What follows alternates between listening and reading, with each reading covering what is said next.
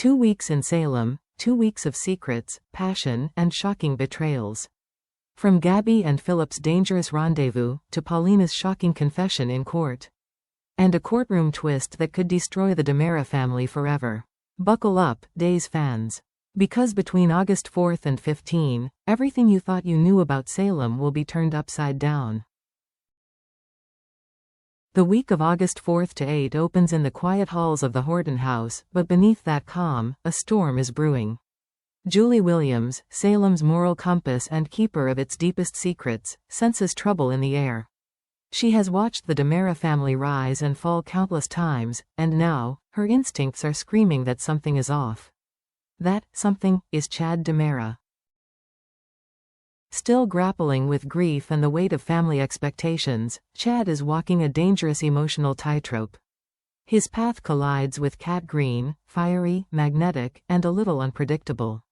Their chemistry is instant, the kind of energy that fills a room without a single word spoken. Rumors swirl after a fateful elevator ride, a stolen glance, and a brush of hands that lasts just a second too long. Julie, ever perceptive, catches sight of the tension between Chad and Kat and feels a sinking dread. "Chad," she says softly, cornering him in the Horton kitchen, "please tell me you're not making a mistake." But Chad can't meet her eyes. Later that evening, Kat invites Chad over to unwind after an intense training session with Rafe Hernandez. The dim glow of her living room casts long shadows, and the air is thick with unspoken desire. Kat leans against the sofa, her breath quickening. "Chad," she whispers, "you don't have to be alone tonight." He hesitates for a heartbeat, then leans in. Their lips meet, slow at first, then deeper, hungrier, temptation consuming reason. This is no longer a harmless flirtation. It's a choice that could shatter everything Chad holds dear, and Julie may be the first to uncover the scandal brewing behind closed doors. Across town, Gabby Hernandez is orchestrating chaos like a maestro conducting a symphony of scandal. Her eyes are locked on Xander Kyriakis, charming, reckless, and dangerously easy to manipulate. She slides into the booth across from him at the bistro, her voice honey-sweet. "Xander," she purrs, "don't you ever get tired of playing it safe?" Moments later, the playful banter turns into something far more explosive. Gabby leans across the table, her hand brushing his, and before either of them can think, she presses her lips against his in a bold, calculating kiss. But in Salem, timing is everything, and Gabby's timing couldn't be worse. The bistro doors swing open. Sarah Horton Kyriakis and Brady Black step inside, and freeze. Shock flashes in Sarah's eyes, quickly igniting into raw, blistering anger. "Seriously, Xander? Her?" she snaps, voice trembling with betrayal. The entire restaurant seems to hold its breath. Then, in a move that rocks the room, Sarah grabs Brady by the collar and kisses him fiercely, right in front of Gabby and Xander. Gasps ripple through the onlookers, and Xander's fists clench in helpless rage. For Gabby, this is just another piece on the chessboard. Her smirk never falters, even as chaos erupts around her. But behind that confidence lies the truth: her dangerous games are spiraling out of control. Because in Salem, one kiss can destroy everything. The air inside the Salem courthouse is thick with tension. Every seat is filled. Every whisper echoes like thunder. Paulina Price grips the wooden railing of the witness stand, her knuckles pale. Beside her, Abe Carver gives her a steady, reassuring nod, but even his presence can't quiet the storm in her chest. The bailiff swears her in. Her voice trembles, barely above a whisper. "Yes, I swear to tell the truth." Belle Black, fighting to maintain her composure as defense counsel, shoots Paulina a subtle glance. "Hold it together." But when the prosecutor presses, Paulina's voice cracks. I heard Johnny say, EJ deserved what happened to him." A collective gasp fills the courtroom. EJ DiMera's face flushes red, a mixture of shock and rage. He slams his hand on the table. "Your Honor, this is outrageous." The judge bangs the gavel for order. Belle can feel the ground shifting beneath her. Her supposed conflict of interest, already whispered about in the corridors of justice, is now a glaring target for EJ's fury. During a recess, EJ corners Belle in a shadowy hallway. His voice is low, dangerous. "You've ruined my family, and if Johnny goes down for this, you go down with him." Belle straightens her shoulders, meeting his stare. "Careful, EJ. Threatening your lawyer won't save you in court. But in Salem, courtrooms are battlegrounds, and one stray confession can turn allies into enemies." As Paulina lowers her gaze, tears brimming, she knows she may have just set fire to the entire DiMera legacy. Across town, far from the cold marble of the courthouse, young hearts are unraveling. Tate Black has had enough of secrets. He finds Sophia Choi alone in the park, her phone clutched in trembling hands. The late afternoon sun cuts sharp shadows across her face. "Sophia," he demands, stepping closer, "tell me the truth. About the adoption. About everything." She looks away, blinking back tears. I can't, Tate. If you knew, you'd hate me." But Tate doesn't relent. He gently lifts her chin, forcing her to meet his eyes. "Then give me a chance to decide for myself."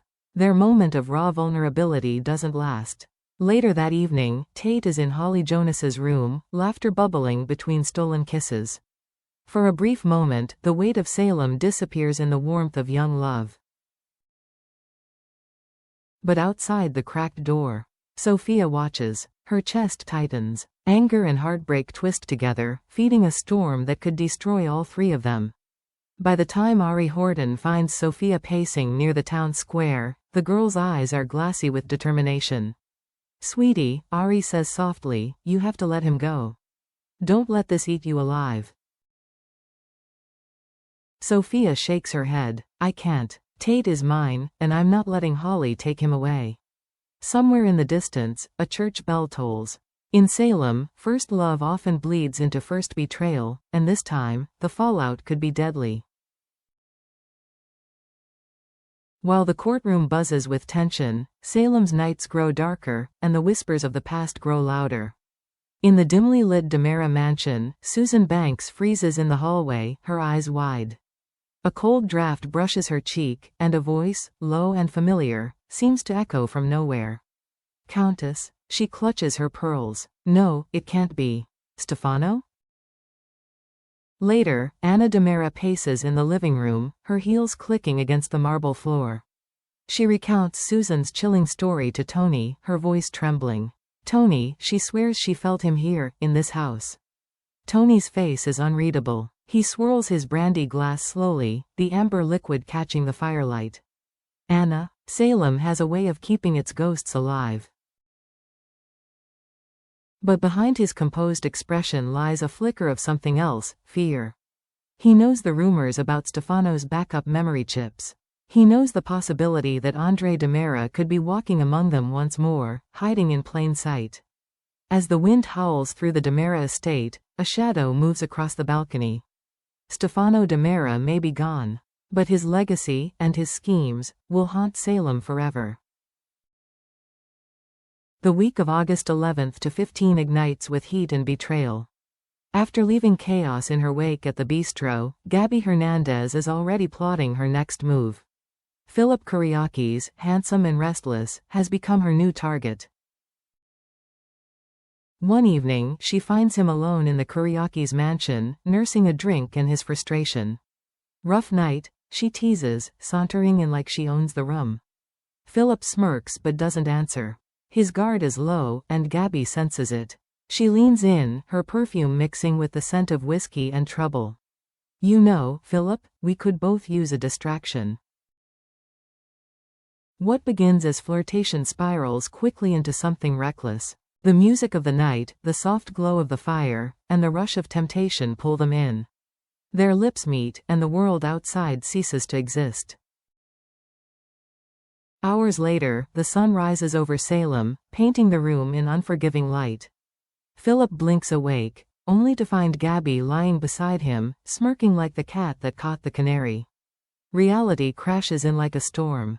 If anyone discovers this betrayal, the fallout could obliterate relationships, families, and entire empires. Because in Salem, one night of passion is never just one night. Back in the courthouse, tension grips every soul as the trial reaches its breaking point. Rachel Black, small and trembling, takes the stand. Her hands clutch the railing, knuckles white, eyes darting toward Marlena for silent support. "Do you remember what happened the night E.J. DiMera was shot?" the attorney asks.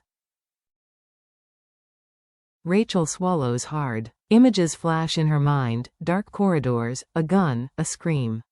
Her chest tightens. She glances at Johnny, his fate hanging on her words. I.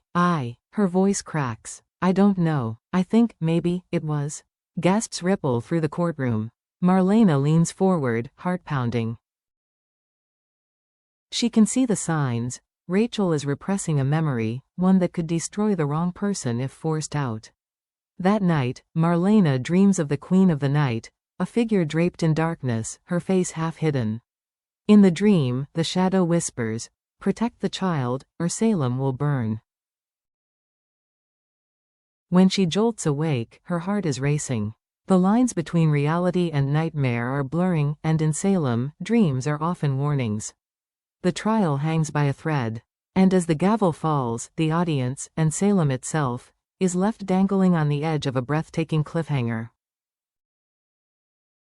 2 weeks of passion, lies, and unthinkable twists. Gabby in Philip's bed, Paulina under oath, Rachel on the edge of revealing a life-altering secret. Will Johnny walk free? Will Stefano's ghost finally rise? And how long can Gabby play with fire before everything burns? Comment below, Days fans, which shocking twist are you most excited to see unfold? And who do you think will pay the ultimate price in Salem? Stay tuned, because in Salem, the drama never dies.